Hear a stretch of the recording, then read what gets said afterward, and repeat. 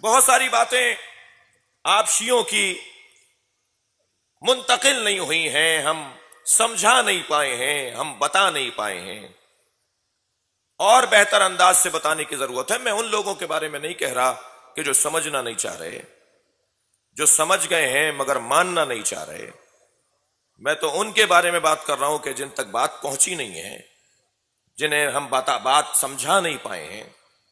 بہت سارے لوگوں کو آپ کے کالے کپڑے سمجھ میں نہیں آتے، مگر خانہ کعبہ کا کالا غلاف سمجھ میں آ جاتا ہے۔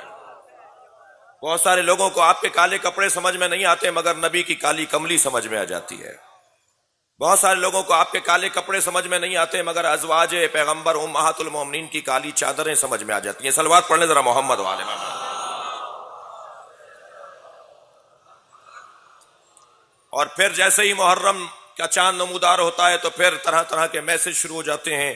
الحمدللہ، البتہ آج یہ سوشل میڈیا، یہ الیکٹرانک میڈیا، یہ بہرحال جو میڈیا کے نئے طور طریقے سامنے آئے ہیں، یہ ایک قیل و قال لگی ہوئی ہے، بحث و مباحثے کا ایک بازار گرم ہے۔ کوئی اعتراض ڈال رہا ہے تو 4 جواب بھی آ رہے ہیں، ان 4 جوابوں پر پھر 2 اعتراضات بھی آ رہے ہیں۔ مسلسل ایک دوسرے کے خلاف ایک دوسرے کو سمجھانے اور ایک دوسرے کو بعض اوقات چڑھانے کے لیے لگے ہوئے ہیں۔ میں تو کہتا ہوں کہ آپ کا ضمیر مطمئن ہونا چاہیے، ساری دنیا ایک طرف ہو جائے، آپ اکیلے بھی کھڑے رہیں گے تو آپ کو کوئی پریشانی نہیں ہوگی۔ بہت سارے لوگوں کو آپ کی یہ سبیلیں سمجھ میں نہیں آتی کہ بھائی یہ کیا سبیل کا کیا مطلب ہے، اس سے نہیں پیو۔ بہت سارے لوگوں کو یہ نیاز نظر آپ کی سمجھ میں نہیں آتی جی، حتیٰ کہہ دیا جاتا ہے کہ یہ خون ڈالتے ہیں اور یہ کاٹ کے کھلاتے ہیں اور یہ بچوں کو کاٹ دیتے ہیں۔ باتیں پرانی ہیں مگر چلی آ رہی ہیں۔ اس سال پھر ایک الغار ہوا ہے سوشل میڈیا پہ جی، جنہیں سبیلیں سمجھ میں نہیں آتی وہ مکے سے زمزم ضرور لا کر بانٹتے ہیں۔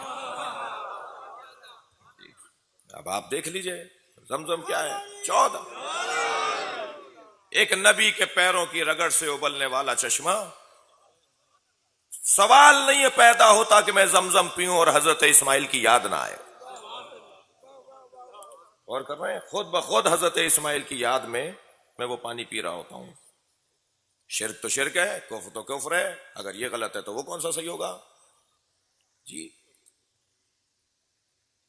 پھر نیاز نظر کے بارے میں طرح طرح کے تفسیر اور باتیں۔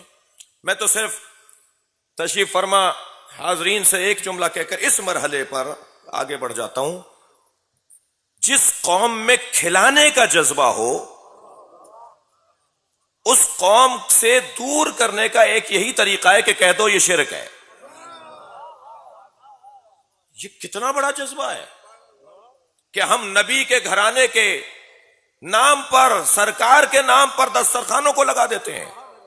اگر یہ کوئی کہتا ہے کہ غیر خدا کے لیے جانور ذبح کرنا حرام ہے، وہ ذبیحہ حرام ہے، قرآن میں آیت ہے، وہ جانور جو اللہ کے علاوہ کسی نام پر ذبح کیا جائے اس کا کھانا حرام ہے۔ قرآن میں حرام جانوروں کی 6 جانوروں کا ذکر کیا گیا ہے جو سینگ مار کر ایک دوسرے کو لڑتے ہوئے سینگ لگنے سے مر جائے، جو پہاڑی سے گر جائے، جس میں دیوار گر جائے۔ اس طرح سے ایک وہ جانور ہے کہ جس کو ذبح کرتے ہوئے اللہ کا نام نہ لیا جاتا ہو۔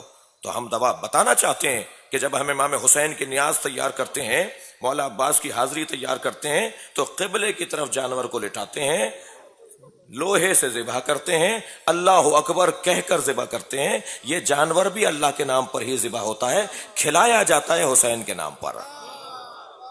یہ ذبیحہ ہوتا ہے، یہ ذبیحہ ہوتا ہے۔ ایک صلوات پڑھ لیں ذرا محمد و آل محمد۔ کیا کروں ڈاکٹر صاحب، اس طرح کی الجھنیں بیان ہوتی ہیں تو اس ایک طریقے سے متوجہ کرنے کی ضرورت ہے۔ آپ کے بہت سارے کام سمجھ میں نہیں آتے، لیکن میرا اور آپ کا فریضہ ہے کہ میں اس بات کو آگے بڑھاؤں، سمجھاؤں، لوگوں کو متوجہ کروں، ان الجھنوں سے نکالوں۔ لوگ کہاں سے کہاں پہنچ رہے ہیں، دنیا کہاں پہنچ چکی ہے۔